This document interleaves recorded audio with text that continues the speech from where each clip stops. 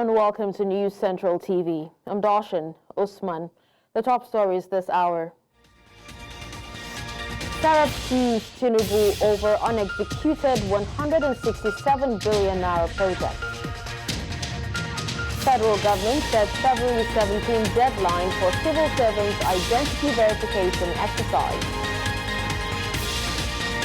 Mali vows to hunt down attackers of deadly gold mine convoy ambush. Details of these stories and more coming up shortly.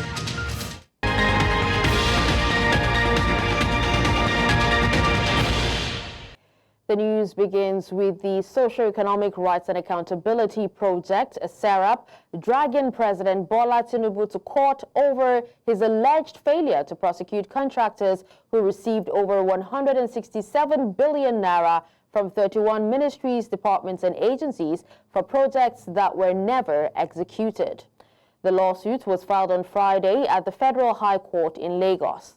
In a press release signed by SERAP's Deputy Director, Kolawole Oluwadare, the group urges the court to compel Tinubu to direct the Minister of Finance and Coordinating Minister of the Economy, Wale Edun, to publicly name the contractors involved and ensure their prosecution.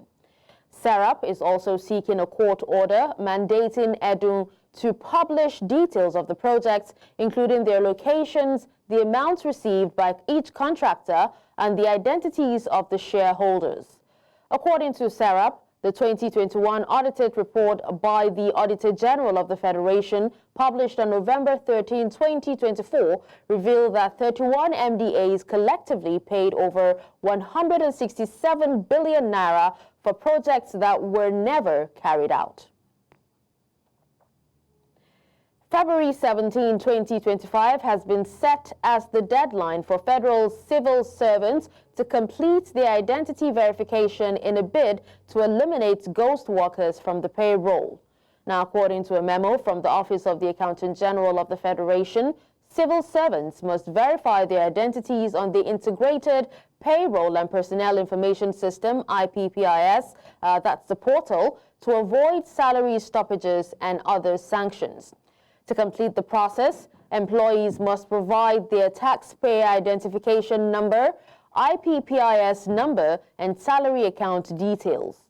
In 2024, President Bola Tinubu ordered the recovery of salaries paid to civil servants who had relocated abroad while still drawing wages from the government.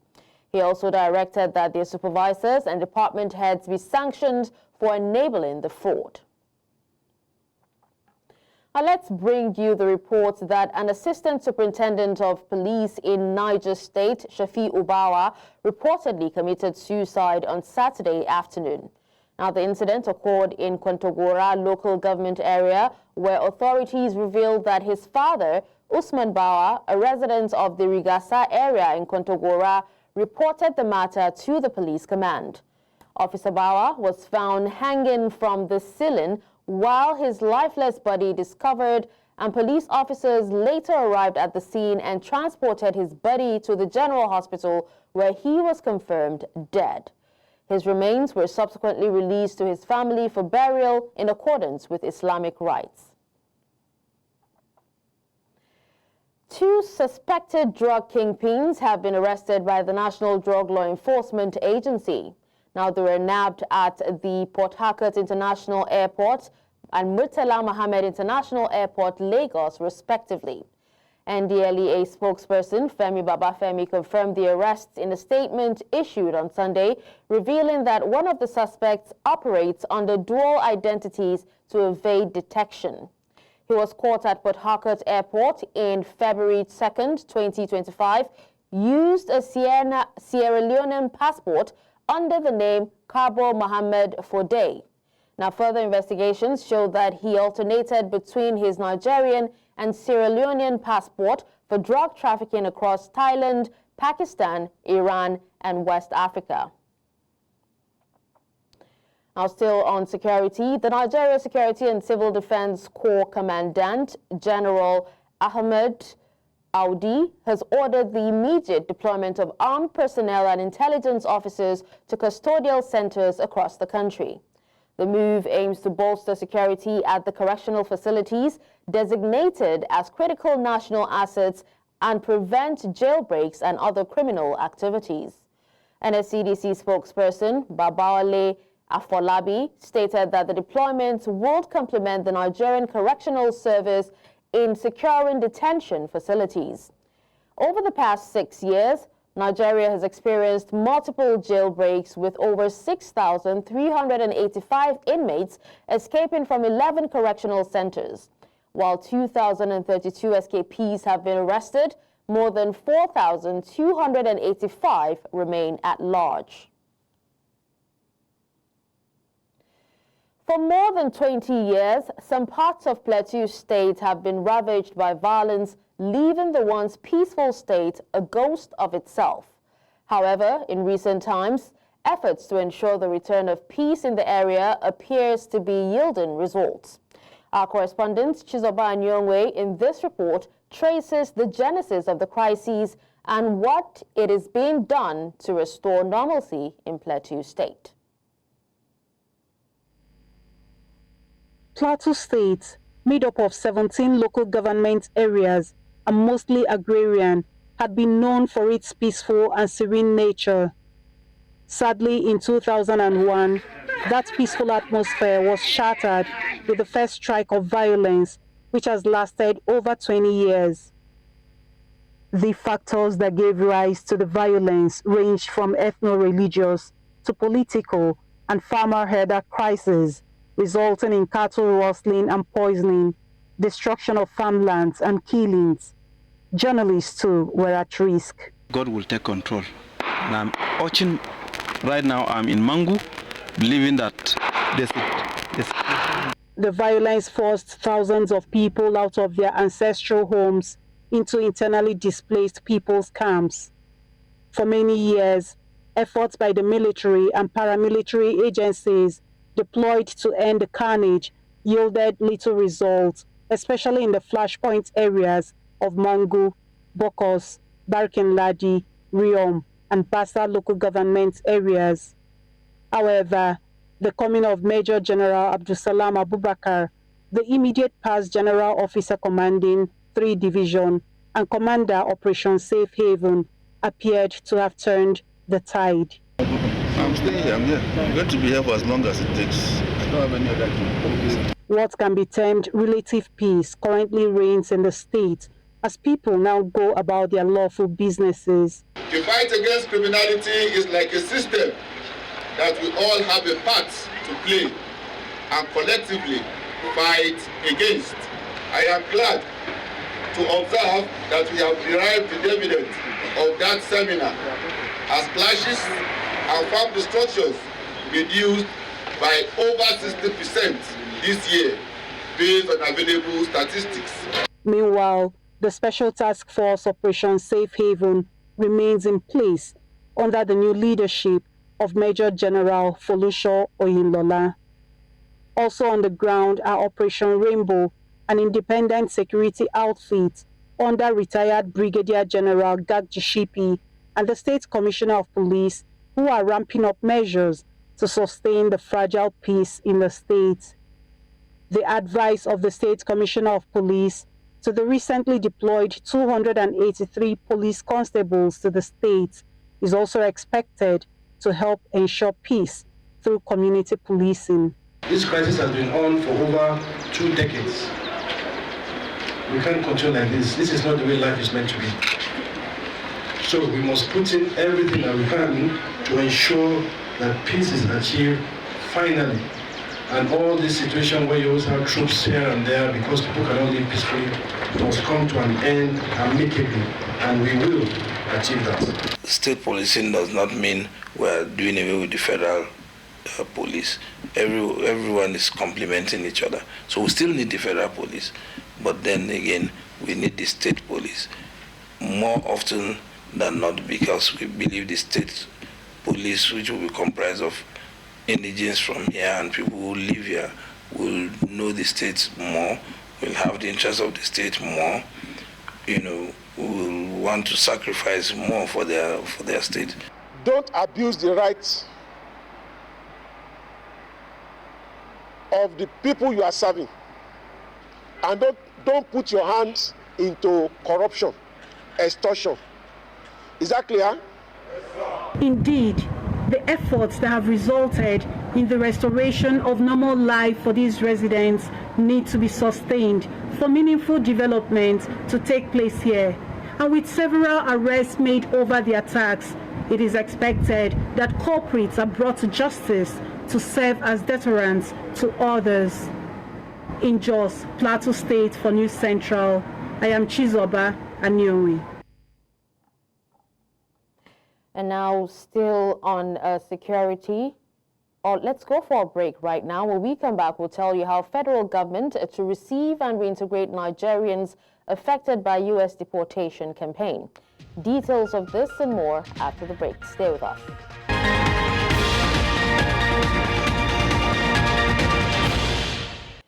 Now let's bring you the report of former Kano State Governor Rabi Musa Kwankwaso and ex-Osun State Governor Rauf Aregbesol's marathon closed-door meeting in Lagos on Saturday. Now, the high-level discussion, which lasted several hours, may not be unconnected with the political strategies ahead of the 2027 elections. Though details remain undisclosed, sources say both leaders explored potential alliances and key strategies for the upcoming political cycle. Kwankwaso, leader of the Kwankwasiya movement, and Aregbesola, a prominent APC figure, have both played major roles in Nigeria's political landscape. Their meeting has sparked speculation about possible realignments as the race for 2027 gains momentum. Now, still talking politics, National Chairman of the New Nigeria People's Party, Agbo Major, says that the expulsion of Rabiu Kwankwaso and his faction remains valid. Kwankwaso's group had rejected Tuesday's national convention in Lagos, calling it illegitimate. However, at a press briefing in Abuja, Major insisted the convention was backed by a court ruling. He cited a November 2024 Abia High Court judgment that placed the party under its board of trustees. Major also confirmed the ratification of Kwankwaso's expulsion, a financial review, and the reinstatement of the old party logo. He urged the Kwankwasiya faction to leave the NNPP, stating that their leadership had already moved on.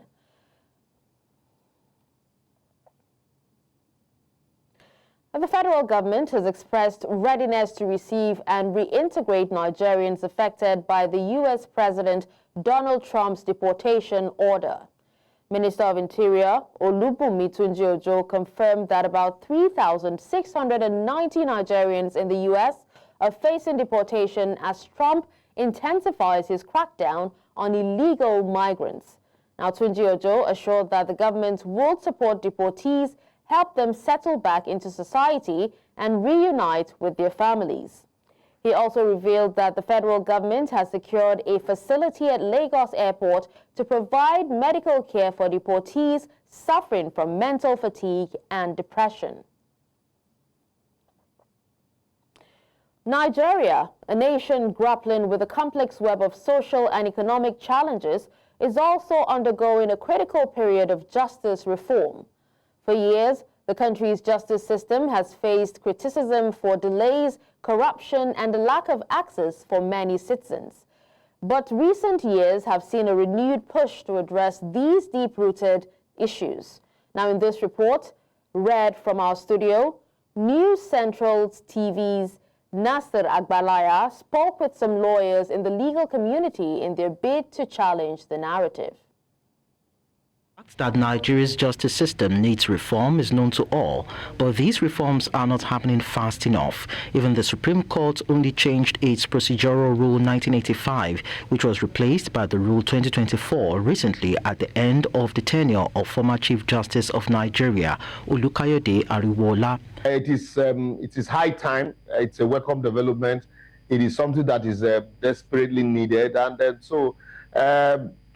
If you go to the Federal High Court, State High Court, various State High Courts, the rules are updated, with time, because, some of these, law is dynamic, and the practice also is dynamic. Some of the the things that court used to do, some 3, 4, 5 years back, today are obsolete. So you need to update the rules, to accommodate some of this innovation, especially now that there are, internet access, digital way of doing things. But what are the things needed for the reforms to happen in the sector? It seems no single solution can fix this. The one that's most prominent is the congestion of cases in the courts. Justice delayed is justice denied. Training of all the key stakeholders. And when I say the key stakeholders, I mean the judges, I mean the bailiffs, I mean the anti-graft agencies. I think it borders on training and understanding the pain of the users of the system. Some low-hanging fruits were identified that can improve justice delivery across Nigeria. With AI, ChatGPT, and a lot of other technological solutions, if we start using them in the courts, from e-filing to the way the judges write at the moment is longhand, when we start using technology and the recording system for the judges, then a court that has maybe, let's say, 20 cases, because that's unbelievable the number of cases at times that a judge in a single day has to handle. If we employ and deploy technology, it would definitely hasten the way judges deliver their judges, and definitely it will also clear the congestion in the courts. I think with the advent of technology, we should do a lot more.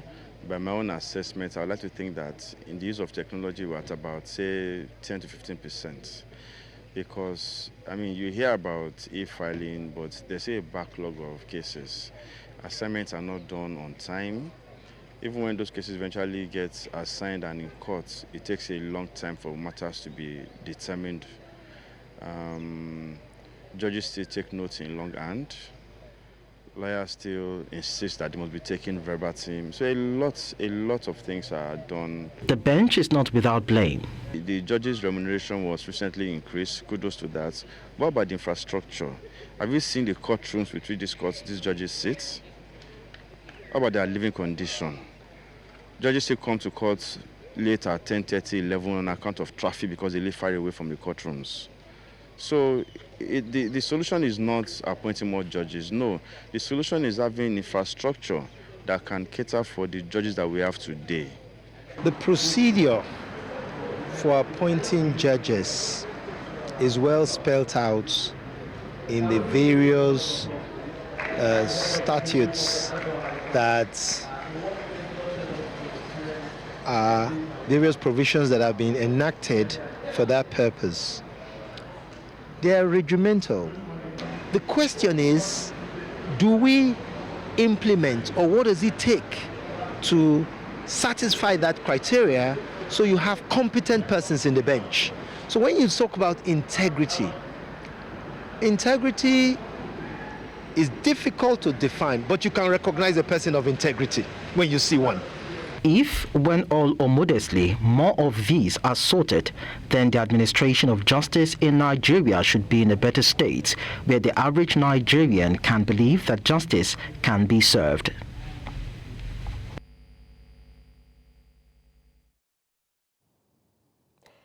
A memorial interdenominational Thanksgiving service held for the late Herbert Chizoba and Chizi Wigwe at the auditorium of the Wigwe University, Isiokpo, Kontagora Local Government Area of Rivers State, South Nigeria. Now, late Herbert Wigwe, the Managing Director, CEO of Access Bank Group, tragically lost his life alongside his wife and son in a helicopter accident in the United States of America on Friday, February 9, 2024. News Central correspondent Austin Azu covered the memorial service.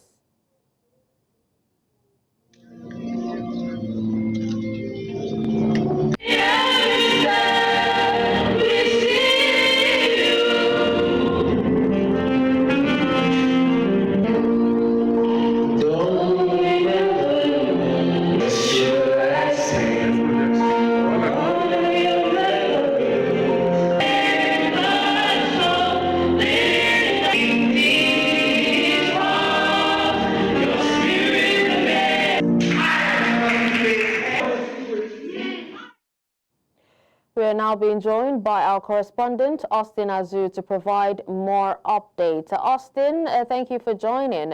Can you please go ahead and give us an update of the memorial service? Yes, of course. It's a sorrow mood at the moment here at Wigwe University. Earlier on, where they had a Thanksgiving service to mark the one-year remembrance of late Herbert, his wife and his son, who died in a plane crash, a helicopter crash in USA. However, family members, friends, and well-wishers have been laying their wreaths here at this particular tombs you can see from the camera. And of course, we have friends and well-wishers who are counting the last experience they had with late Herbert and family. Of course, we have one of her sisters here to tell us how she feels today. Please, let's meet you, your name and designation. My name is Stella Eresia A.K. I am Herbert's younger sister. Tell us, how do you feel today coming to lay the wreath on your brother's grave? Time, it's been quick. It's been really quick. How I feel, I really feel that Herbert's blood still drips. It's unbelievable. It's not something I ever dreamt. It's not something I ever thought I would ever experience. Thank you very much. All right, we'll have another here. Okay, please tell us, how do you feel today coming to lay the wreath? Well, my name is Kobe Manolo King. And I'm a friend of the family, in particular Emeka Wigwe. So it's an honor to be here. It's been a very moving and poignant event.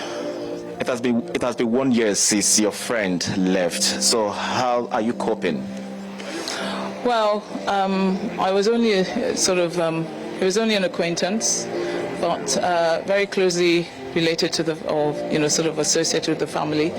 It was a shock, a seismic shock, and we have learned a lot, so from the legacy that Herbert left, and that continues. And I think what the family are trying to do and making sure that they do is to continue the legacy and the memory of a thought leader, an inspirational leader, a great man in every sense. Okay, thank you. All right. Okay. All right. We have another person here who will give us another insight. We are live, sir. We are live. Okay. Live. Yes. Let's meet you, sir. Your name? My name is Emeka Wigwe. Okay. Tell us, how do you feel about your brother?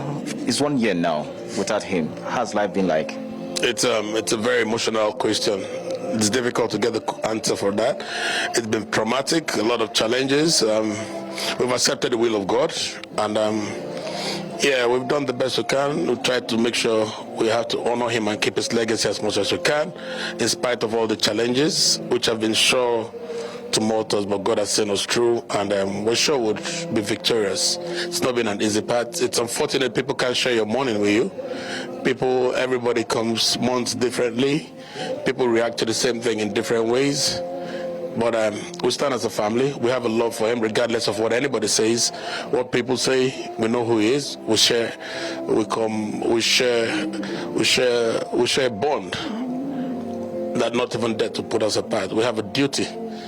We have a duty to protect Herbert and everything that has to do with Herbert, even after death. Thank you. Okay, your name again? Emeka Wigwe. I'm Herbert's younger brother. Okay, thank you. Thank you. Okay. All right. Just come with me. Let's go to the grave and see how it looks like. You can see at the moment we have these wreaths laid here already, and this is the grave perceived for the mother. Okay, this is Herbert's grave, and this is the wife, and of course at my right hand side over there, that is for the son. However, a lot of persons have come here. You can see the level of wreaths laid already. So one or two persons, you can see that a lot of persons have come here to drop their wreaths to honor their friends, their brother, their sister, and of course, one they considered, a team player and a builder. Well, thank you so much, Austin, for that. Quite a sad and emotional moment, and we still pray for the souls of the Wigways, that they continue to rest in peace. Thank you so much.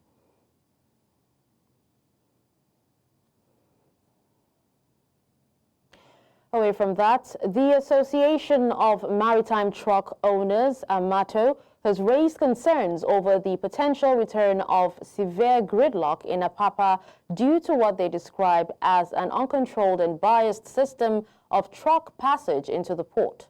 News Central's maritime correspondent, Nyoma Obiaswalo, takes a look at these concerns.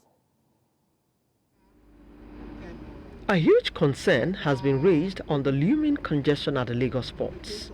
Truckers decry the alleged discriminatory policies they face, which has seen their trucks being detained at pre-gates. Yet they are being sidelined while others gain unhindered access to the ports. This current practice of call-up racketeering, shunting and policy inconsistencies is fueling congestion along the Apapa Port corridor, as when truckers get frustrated with waiting endlessly at pre-gates meant to regulate traffic, they have no other option than to bypass the normal call-up process and opt for direct access, worsening road congestion. This driver is coming from Abat. This call-up can testify to his journey history. As you can see, he accessed Abat on the 28th of January. That is when he entered Abat. He had entered Abat on the 28th of January. This call-up was confirmed on the 2nd. Then on the 2nd. Then later, he exited Abat on the 4th. So that means he spent about 7 days in Abat. He spent 7 days in Abat before he was released from Abat. And when he exited Abat on the 4th, today's date is 6. So that means the driver has spent 2 days on the road. And between here, he can still spend another 1 day. And he can not more than 1 day. He can spend 3 days. The port is not to 200. Because they will not pass this line. It is the evacuation call-up they will be passing. So those ones, the evacuation around. All these ones you see, they are the evacuation they will be passing. These people buying evacuation call-up, this is what they are trying to avoid by buying the evacuation call-up at all costs. Yeah, you can see the call-up. This is Foru. Foru terminal, no stamp, nothing, no jota. That shows his evacuation call-up. It's direct call-up. Yes. No pre-gates. Here in Apapa Port, here we have about 4 or 5 terminals that are serving the public, right? And I said, if those terminals are to operate optimally, they should be able to do about 2,500 boxes. APMT alone claims to be doing about 1,200 boxes in a day. But somehow, they refuse to do this because they too they are benefiting. I call the act of proprietary or pure sabotage, because a situation whereby you intentionally delay, reduce your capacity. You are not working optimally just for people truck to be delayed. I mean, container to be delayed so they can pay what we call the validation additional charges. It's very bad. If a truck and if container drop there, a container after custom paper ROC, they should not spend more than 48 hours. But they know that after 48 hours, a minute after, you are going to pay 60,000 naira to recharge. I mean, to revalidate your TDU, and have about 100 containers inside the port. So what they do now is that they try to frustrate the process so that they will not be able to release all those trucks until after 48 hours. So in essence, you will be forced to recharge, revalidate by force. So at the end of the day, they are making money from all this, because once they put it through, there won't be revalidation. So all this is now, it creates artificial scarcity. And once this is created, people try to come in, they struggle to the importer, they become desperate. They want to bring their goods out at all costs. And as a result, they are ready to pay anything. And the MPA are not even doing, they are not helping the issue because of this evacuation thing of a thing. So those trucks that are on the line, instead of passing them, they pass those one that goes out, that they sold evacuation for. Official money for evacuation is about 70,000 naira. But if you know somebody at the right place, I don't know where, what they do is that they can give you 50 evacuation. maybe you even have 1 or 2 trucks, or maybe you don't even have trucks. Maybe you're an agent, you just apply for it. You say you want this thing, they give 50, they allocate about 60 or 100 to you. You just carry those one and sell. They are calling on the Nigerian Ports Authority to review the direct evacuation call-up system to ensure fairness and prevent a total breakdown of traffic management in Apapa, as if left unchecked, the worsening situation could trigger severe port congestion, disrupt trade, inflict massive financial losses on businesses, and negatively impact residents and the economy. In Lagos, for News Central, Norma Obiaswalo. Coming up after the break, Mali vows to hunt down attackers of gold mine workers. This and more after this short break. Stay with us.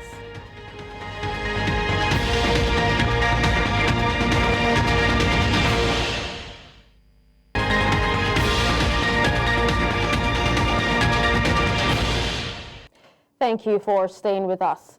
Now away from Nigeria, Niger's military regime has announced a national convention to determine the duration of its transition period.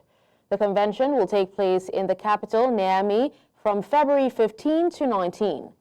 A national commission has been established to oversee the conference, which aims to produce a preliminary draft of the transition charter. The commission comprises former ministers, academics, and religious leaders.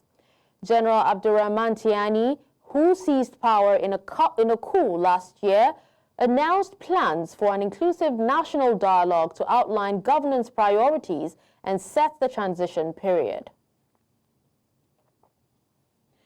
Mali's army has vowed to track down the terrorists behind a deadly ambush on a convoy heading to a gold mine in the country's north. According to local officials, the convoy, which included foreign civilians, was being escorted by Malian soldiers and Wagner mercenaries when it came under attack on Friday near the village of Kobe, a region plagued by Al-Qaeda and Islamic State-linked militants. Now, the Malian armed forces confirmed that 25 civilians were killed, while 13 others, mostly foreign gold miners, sustained injuries, and the military also reported recovering the bodies of 19 attackers from the site. Mali, one of Africa's top gold producers, has seen its mining sector suffer amid rising insecurity and insurgent activity in recent months.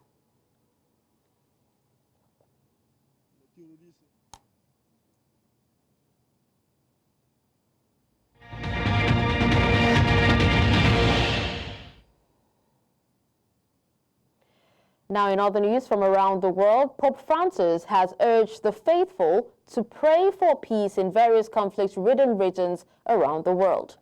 During the special Mass and Angelus for the Jubilee of Armed Forces, the Pope called for prayers for peace in tormented Ukraine, in Palestine, Israel, and Myanmar, and throughout the Middle East. Now, the Pope's appeal comes as a reminder of the ongoing conflict and humanitarian crises in these regions and the need for continued prayers and efforts towards achieving peace and reconciliation. Preghiamo per la pace nella martoriata Ucraina, in Palestina, in Israele, Myanmar, in tutto Medio Oriente. Israeli Prime Minister Benjamin Netanyahu has reaffirmed his commitment to eliminating Hamas and securing the return of all captives held by Palestinian militant groups. His statement came after a fifth hostage prisoner exchange on Saturday, carried out under a ceasefire agreement in Gaza. The temporary truce has facilitated the release of hostages and Palestinian prisoners, but tensions remain high as both sides weigh their next moves. שוב ראינו מה זה מפלצות החמאס.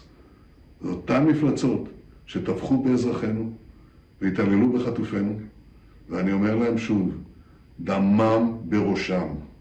אנחנו נעשה הכל כדי להחזיר את כל חטופינו, אנחנו נדאג לביטחונם, זו ההנחיה שאני נתתי למשלחת, להגיד את זה למתווכות ולדרוש את זה, אבל מעבר לכך, הנשיא טראמפ הסכים איתי לגמרי. אנחנו נעשה הכל להחזיר את כל החטופים, אבל חמאס לא יהיה שם. אנחנו נחסל את החמאס ונחזיר את חטופינו. זאת ההנחיה. In other news, residents of Ipinye-so-Oge, a commune south of Paris, are in mourning following the tragic death of an 11-year-old schoolgirl found stabbed in the woods of Longdemu, a neighboring commune. A ceremony held in a local chapel saw around 100 people gather to pay their respects, with families lighting candles in memory of the young girl. The victim, Louise LaSalle, went missing on Friday afternoon after leaving André Mauroy Middle School. Hopes for a safe return were shattered when police discovered her body early Saturday morning in the Parc des Templiers woodlands, less than a mile from her school. Authorities have launched an investigation into the shocking crime as the community grapples with grief and calls for justice. Elle était plus à la cantine des scolaires primaires, mais elle était à la cantine du collège. Mais le problème, c'est que, voilà, on ne s'attend pas à voir ça sur Épinay-sur-Orge. Elle prend son chemin pour rentrer chez elle et on ne voit plus la petite fille. C'est quand même un drame pour les parents. Et je pense que moi, en tant que grand-mère et maman, je ne pourrais pas vécu qu'est-ce qu'ils vont penser. Et je pense que c'est un hommage qu'on rend à cette petite fille. Et j'espère que ça n'arrivera jamais plus à Épinay. C'est un hommage parce que c'est un enfant et on est mamie, on est maman et on sait qu'est-ce qui doivent durer les parents. Et je trouve que c'est horrible qu'est-ce qui leur est arrivé. On demande à nos enfants d'être autonomes, de pouvoir aller à l'école en pensant qu'il n'y a aucun danger, qu'ils arrivent du point A au point B et qu'en ressortant de l'école, ils regagnent leur domicile. Et là, malheureusement, ce qui n'a pas été le cas de Louise. Et je suis très attristée, très attristée. Je demande personne, je souhaite personne ça, qui perdent leurs enfants comme ça, tragiques, en sortant du collège ou peu importe. Lithuanian President Gitanas Nausėda announces that Baltic countries Estonia, Latvia and Lithuania have successfully joined the European power grid after severing ties with the Russian network. Now, this historic move marks the end of a long journey towards full energy independence for the three former Soviet states. Now, the synchronization process was completed on Sunday, with the Baltic countries integrating into the European grid via Poland. This transition has been in the works since Russia's invasion of Ukraine in 2022, with the Baltic states seeking to reduce their reliance on Russian energy supplies. I received great news. The synchronization of the Baltic states' electricity system with the continental European system has been successfully completed. Next is sports news after the break.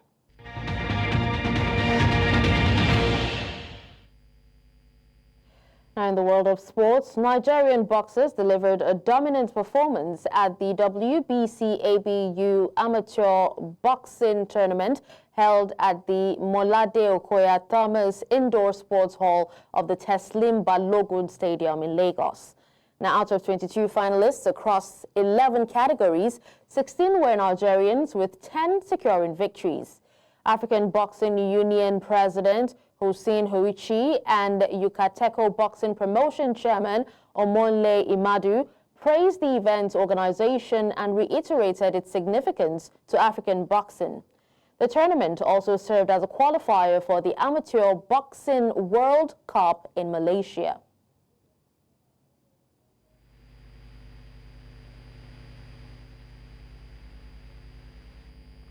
Boxers and the pugilists of Africa, I want to say the time has come for them to actually prove who they are, and they have actually done it. Nigeria is proud of them, the continent is proud of them. We will continue to do our best to make sure we are able to get enough boxers to represent the continent of Africa in the upcoming Boxing World Cup that will be that is going to hold in Mexico. Women, female and male. So I think they will have a good performance there. That's, I'm sure, I'm confident this. The only lack in Africa mostly, we have to be frank, the lack of management, bad management, and bad either federation, the commission. Still talking sports, American-based teenage fencer Peluola Akimbamiro has committed to representing Nigeria on the global stage. The 13-year-old training at Fort Bend Fencing Academy in Houston reached out to the Nigerian Fencing Federation. Federation President Adeyinka Samuel welcomed her decision, highlighting Nigeria's growing appeal among foreign-based athletes and its ambitions for the 2028 Olympics. He emphasized Akimbamiro's potential to inspire homegrown fencers as Nigeria prepares for the African and Commonwealth Championship.